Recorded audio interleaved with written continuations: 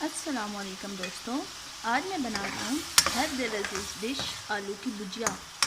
आलू की भुजिया एक ऐसी चीज़ है जो हर एक घर में बहुत शौक़ से खाई जाती है। बाज़-औक़ात कुछ ऐसी चीज़ें, ऐसी सब्ज़ियाँ होती हैं घर में जो बच्चे शौक़ से नहीं खाते, बाज़-औक़ात बड़े शौक़ से नहीं खाते, तो उन्हें कभी तो हमें आलू के चिप्स देने पड़ते हैं या फिर आलू की भुजिया।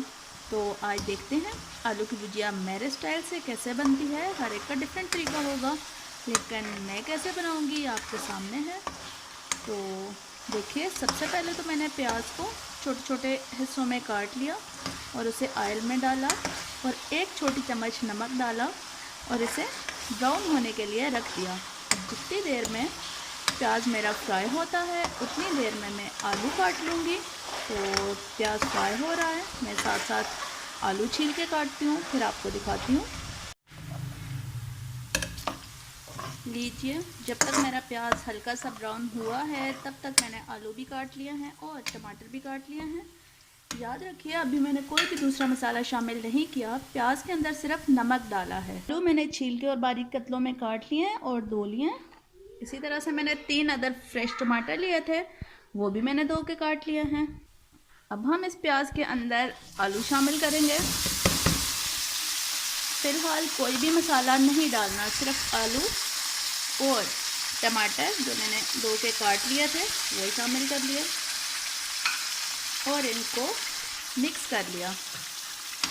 मिक्स करने के बाद ताकि ऑयल में मिक्स हो जाएं, ऑयल और प्याज के साथ टमाटर और आलू मिक्स हो जाएं, इन्हें हल्की आंच के ऊपर ढक के रख देना है, सिर्फ नमक के साथ पकने के लिए, ताकि जब तक हमारे टमाटर अच्छे से गल जाएंगे और हमारे आलू प्याज के साथ भुनेंगे तब हम बाकी मसाला जात इसमें शामिल करेंगे।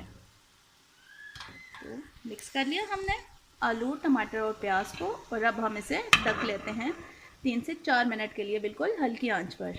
फिर देखते हैं किस शक्ल में सामने आता है।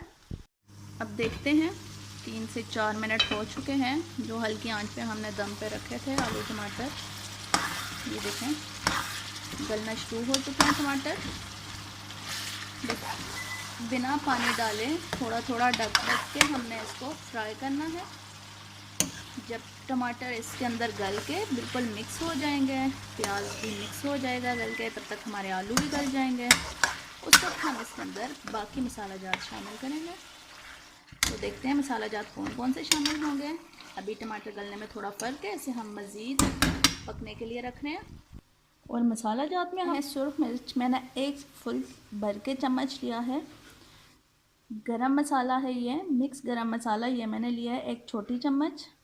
ज़ीरा मैंने लिया है 1 चम्मच फुल भर के। इसके साथ ही मैंने लिया है हल्दी पाउडर, वो आधी छोटी चम्मच, और धनिया पाउडर मैंने लिया है 1 छोटी चम्मच भर के। इसके अलावा ग्रीन मसाला जो हमने गार्निशिंग के लिए रखे हैं, धनिया मैंने काट लिया है 2 के, और सब्ज़ मिर्च ये भी मैंने काट ली है। लहसुन हमने शामिल करना है, इसे मैं अभी छील के काट लूँगी, कूटूँगी नहीं, काट के शामिल करूँगी। एक जवे को 2 हिस्सों में काट लूँगी, वो जैसे जैसे आलू के साथ हमारे नवाले में शामिल होगा तो अपना टेस्ट देगा, वो ज़्यादा अच्छा लगता है। तो इसे मैं तब तक छील के तैयार करती हूँ जब तक मेरे आलू बन के तैयार होते हैं।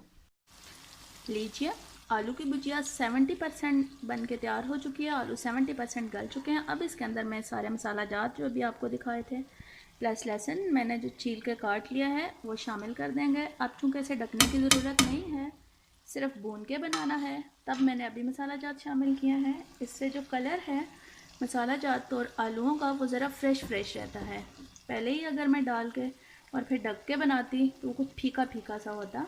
अभी ये फ्रेश भुजिया तैयार होगी, तो इसे मैं 5 मिनट मज़ीद भूनूंगी तो ये मुकम्मल तैयार हो जाएगी।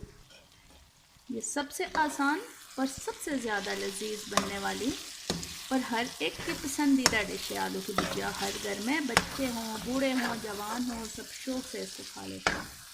इसे अब बिना ढके सिर्फ चमचा चला के भून के इसको मज़ीद 5 से 4-5 मिनट मज़ीद इसको पका दें। लीजिए, आलू अच्छे से भुन चुके हैं और ऑयल छोड़ने लग गए हैं। ये देखिए, जब ये ऑयल छोड़ने लगे हैं तो तब आप समझ लीजिए कि ये बिल्कुल तैयार है। अब चूल्हा बंद कर लीजिए और आपने जो धनिया और मिर्चें काट के रखी हुई थी वो शामिल कर दीजिए। और अगर आपकी रोटी बन के तैयार हो चुकी है तो बस जल्दी से टेबल पे ले जाइए और गरम गरम नोश फरमाइए। तो बताइए कैसी लगी आपको हमारी आज की रेसिपी। अच्छी लगी तो मेरी वीडियो को ज़रूर लाइक करना है, दोस्तों के साथ शेयर करना है और मेरे चैनल को ज़रूर सब्सक्राइब करना है। बहुत शुक्रिया और अल्लाह हाफिज़।